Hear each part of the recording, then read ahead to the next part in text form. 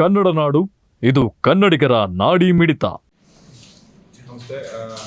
ಈ ದಿನ 19/3/2025 ಬೆಳಗ್ಗೆ ಸುಮಾರು 9ರಿಂದ 9:30 ರಾಜ್ಯದಲ್ಲಿ ಹಂಪಿಯ ಹೊರವಲಯದಲ್ಲಿರುವಂತಹ ಕಮಲಾಪುರಕ್ಕೆ ಹೊಂದಿಕೊಂಡಿರುವಂತಹ ಒಂದು ಮಾನ್ಯುಮೆಂಟ್ ಪಕ್ಕ ಸರಸ್ವತಿ ದೇವಸ್ಥಾನ ಎಂಬ ಒಂದು ಸ್ಥಳದಲ್ಲಿ ಸುಮಾರು 4 ಜನ ಅಂದರೆ ಕುಟುಂಬಸ್ಥರವರು, ಚಂದ್ರಯ್ಯ ಅಂತೇಳಿ 43 ವರ್ಷ, ಸೌಮ್ಯ ಅಂತೇಳಿ 38 ವರ್ಷ, ಭವಾನಿ 12 ವರ್ಷ, ಹಾಗೆ ಶಿವು ಅಂತೇಳಿ 10 ವರ್ಷ. ಚಂದ್ರಯ್ಯ, ಸೌಮ್ಯ, ಭವಾನಿ ಮತ್ತು ಶಿವು. ಸೌಮ್ಯ 38 ವರ್ಷ, ಭವಾನಿ 12 ವರ್ಷ, ಶಿವು 10 ವರ್ಷ. ಇವರು ಕಳೆದ ನಿನ್ನೆಯಿಂದ ಆ್ಯಕ್ಚುಲಿ ಹೊಸಪೇಟೆ ಮತ್ತು ಸುತ್ತಮುತ್ತ ಪ್ರೇಕ್ಷಣೀಯ ಸ್ಥಳಗಳಿಗೆ ಭೇಟಿ ನೀಡಿ ನಿನ್ನೆ ರಾತ್ರಿ ಹೋಟೆಲ್ ಕೂಡ ಹಾಲ್ಟಾಗಿ ಅವರು ಇವತ್ತು ಬೆಳಗಿನ ಜಾವ ಹಂಪಿಯ ಹೊರವಲಯಕ್ಕೆ ಹೋಗಿ ಒಂದು ದೇವಸ್ಥಾನದ ಬಳಿ ಅವರು ಒಂದು ವಿಷಾನ ಸೇವಿಸಿರ್ತಾರೆ. ಅದು ಪೆಸ್ಟಿಸೈಡ್ಸ್, ಕ್ರಿಮಿನಾಶಕನ ಒಂದು ಬಾಟಲ್ಗೆ ತೊಗೊಂಡಿದ್ದಾರೆ. ಅದರೊಳಗೆ 4 ಜನನು ತೊಗೊಂಡಿದ್ದಾರೆ. ಅದರದ್ದು ಹಿನ್ನೆಲೆ ಮತ್ತು ಇವರು ಮೂಲತಃ ಇವರು ಕೊಟ್ಟೂರಿನ ನಿವಾಸಿಗಳಾಗಿದ್ದು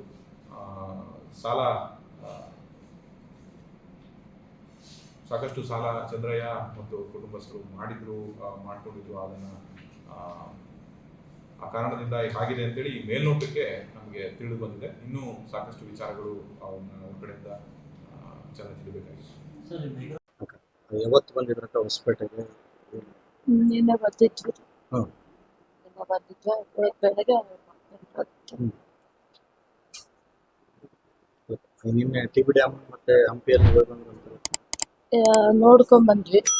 ಒಳ್ಳೆ ಸ್ನಾನ ಮಾಡಿ ಬೆಳಗ್ಗೆ ಬಿಟ್ವಿ. ರೂಮ್ ಮಾಡ್ಕೊಂಡಿದ್ವಿ ಹಂಪಿಯಲ್ಲಿ. ಬೆಳಗ್ಗೆ ಬಂದ್ವಿ. ಯಾಕಕ್ಕ ಹಿಂಗ್ ಮಾಡ್ಕೊಂಡು? ಅದೇ ಸಾಲದ ಒತ್ತಡ. ಹೌದು. ನೀವು ಬ್ಯಾಂಕ್ ಸೇವಾ ಕೇಂದ್ರ? ಸೇವಾ ಕೇಂದ್ರ. ಸೇವಾ ಕೇಂದ್ರ. ಎಷ್ಟಿತ್ತಕ್ಕ ಸಾಲ? ಒಂದು 10-15 ಲಕ್ಷ ಇರ್ಬೋದು. 10-15 ಲಕ್ಷ ಆಯ್ತು. ಯಾಕೆ ಸಾಲ? ಟ್ರಾನ್ಸಾಕ್ಷನ್ ಮಾಡೋದು, ಅದು ನಮ್ದು ಅಕೌಂಟ್ ಹೋಲ್ಡ್ ಆಗಿತ್ತ, ಟ್ರಾನ್ಸಾಕ್ಷನ್ಗೋಸ್ಕರ ಇಸ್ಕೊಂಡ್ವಿ.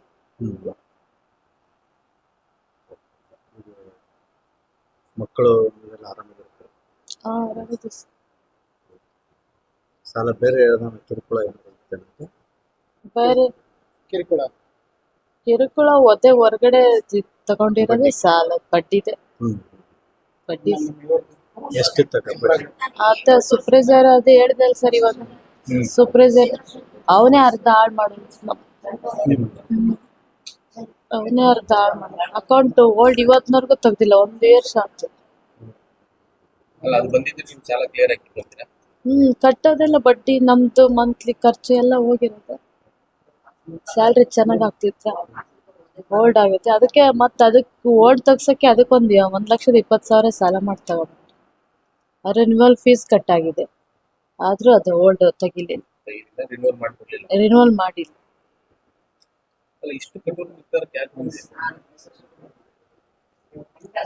ಸಾಲದ್ದು ಅದು ಒಂದು ಒತ್ತಡ. ಕೇಳೋರು ಬಿಡಿಸ್ತವ್ರು ಕೇಳೋದಕ್ಕೆ ಒತ್ತಡ. ಎಷ್ಟು ಹೇಳಿದ್ರು ಕೇಳಿಲ್ಲ. ಯಾರ ಹತ್ರ ಕೇಳಿ ಇಸ್ಕೊಂಡು ಕೊಡೋನ್ ಇವತ್ತು. ಅಷ್ಟೇ ಕೇಳಿ. ನಾನು ಸುಪ್ರಜಾರಿಗೆ ಭಾಳ ಹೇಳಿದ್ದಾನೆ, ಅದು ಯಾರು ನಿಮಗೆ ನನ್ನ ಒಪ್ಪಿಲ್ಲ. ಯಾವಾಗಲಾದ್ರೂ ಅಷ್ಟೇ ಮಾಡಿದೆ. ಪಾಸ್ಬುಕ್ ಪ್ರಿಂಟ್ ತಗೊಳಕ್ಕೆ 3 ತಿಂಗಳು ರಜಾ, 3 ತಿಂಗಳು ತೆಗೆದಿದ್ದ. ಸುಪ್ರೇಜರ್ ಅವನ್ ಬಸವರಾಜ್ ಅಂತ. ಅವನು ಕೆಲ್ಸದಿಂದ ತೆಗ್ದಾಕ್ಯಾರ್ರಿ ಅವ್ನು. ಹೌದು ಅವ್ರೆ. ನಮ್ನ ಓಲ್ಡ್ ಮಾಡ್ಸಿದ್ದೆ ಅವನು. ನಿಮ್ಮ ಹೆಸರಕ್ಕ? ನಮ್ಮ ಹೆಸರು ಸೌಮ್ಯ. ಇವರಿಗೆ ರೀಸೆಂಟ್ ಆಗಿ ಒಂದು ಸ್ವಲ್ಪ ಸಾಲ ಭಾಳ ಇತ್ತು ಸರ್. ಹಂಗಾಗಿ ಇವರು ಟಾರ್ಚರ್ ಆಗಿದೆ ಅಂತ ಹೇಳ್ತಾ ಇದ್ದಾರೆ ಸರ್. ಒಂದು 5 ಲಕ್ಷದಿಂದ 6 ಲಕ್ಷ ಇರ್ಬೋದು ಸರ್. ಇವರಿಗೆ ರೀಸೆಂಟ್ ಆಗಿ ಒಂದು ಸ್ವಲ್ಪ ದಿನದಿಂದ ಯಾರೋ ಟಾರ್ಚರ್ ಕೊಡ್ತಾ ಇದ್ರು ಅಂತ ಹೇಳಿದ್ರು ಸರ್. ಮತ್ತೆ ಯಾವ ತರದ ಸಾಲ ರೀ? ಕೈಗಡ ಇಸ್ಕೊಂಡಿದ್ದಾರೆ ಸರ್. ಮತ್ತೆ ಹಾಗೆ ಬ್ಯಾಂಕಿಂದ ಒಂದು ಸ್ವಲ್ಪ ಏನೋ ಓಡಿಯೋ ರೀತಿ ಇತ್ತು ಅಂತ ಹೇಳಿದ್ರು. ಹಾಗೆ ಸೂಪರ್ವೈಸರ್ ಒಬ್ರು ಏನೋ ಅದನ್ನ ಹೋಲ್ಡ್ ಮಾಡಿದ್ರು ಸರ್. ಇವ್ರಿಗೆ ಸ್ಯಾಲ್ರಿ ಬರಲಿಲ್ಲ ಅಂತ ಕೂಡ ಮಾಡಿದ್ರು. ಈಗ ಇವ್ರು ಏನ್ ಮಾಡಿದ್ದಾರೆ, ನಿನ್ನೆ ಹೊಸಪೇಟೆ ಹತ್ರ ಬಂದಿದ್ದಾರೆ ಅಂತ ಹೇಳಿದ್ರು ಸರ್. ನನಗೆ ಬೆಳಗ್ಗೆ 8:46ಕ್ಕೆ ಫೋನ್ ಮಾಡಿದ್ರು ಸರ್. ಇವರು ಫೋನ್ ಮಾಡಿ ಮಾಮೂಲಿ ನನಗೆ ಸರ್ ಮಾಡಿರೋದು ಮೊಬೈಲ್, ಅದು ನಮ್ಮ ಚಿಕ್ಕಮ್ಮವರು ಮಾಡಿದ್ರು.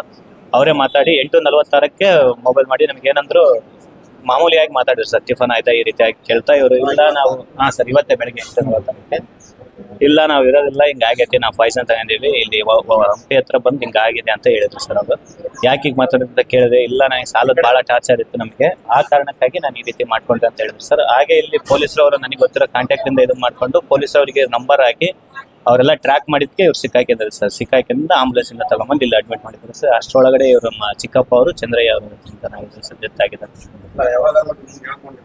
ಇಲ್ಲ ಮುಂಚೆ ಇತ್ತು ಸರ್, ಗೊತ್ತಿತ್ತು ಇವರು ಸಾಲ ಇದೆ ಅಂತಾನೆ ಗೊತ್ತಿತ್ತು ಸರ್. ಇವರು ಹೇಳ್ತಾ ಇದ್ರು. ಮೊನ್ನೆ ಕೂಡ ನಾನು ಇವ್ರ ಮನೇಲಿ ಹೋಗಿ ಬಂದಿದ್ದೆ ಸರ್. ಇವರು ಇದನ್ನೇ ಹೇಳ್ಕೊಂಡು ಇದ್ರು.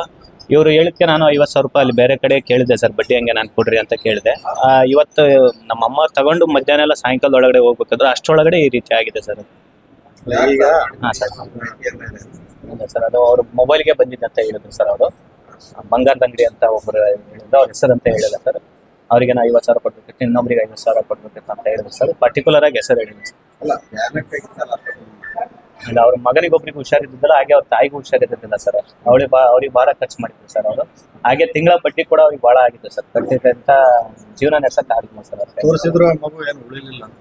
ಇಲ್ಲ ಸರ್, ಮಗು ಉಳಿಲಿಲ್ಲ ಸರ್. ಅದು 1.5 ವರ್ಷದಿಂದ ಟ್ರೀಟ್ಮೆಂಟ್ ಭಾಳ ತೋರಿಸಿದ್ರು ಸರ್, ಮಗು ಉಳಿಲಿಲ್ಲ. ಅದು ಹುಟ್ಟಲ್ಲೇ ಒಂದ್ ಸ್ವಲ್ಪ ಬೇದಿ ನೀರು ಕುಡಿದಿದ್ದ ಅಂತ ಪ್ರಾಬ್ಲಮ್ ಇತ್ತು ಸರ್. ಅದು ಆ ಪ್ರಾಬ್ಲಮ್ಗಾಗಿ ಸಾಲ ಮಾಡಿದ್ರು ಸರ್ ಅವರು.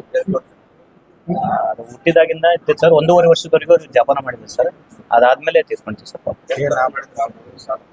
ಒಂದು 4-5 ಲಕ್ಷ ಪಾಪುಗೆ ಖರ್ಚಾಗಿದೆ ಸರ್.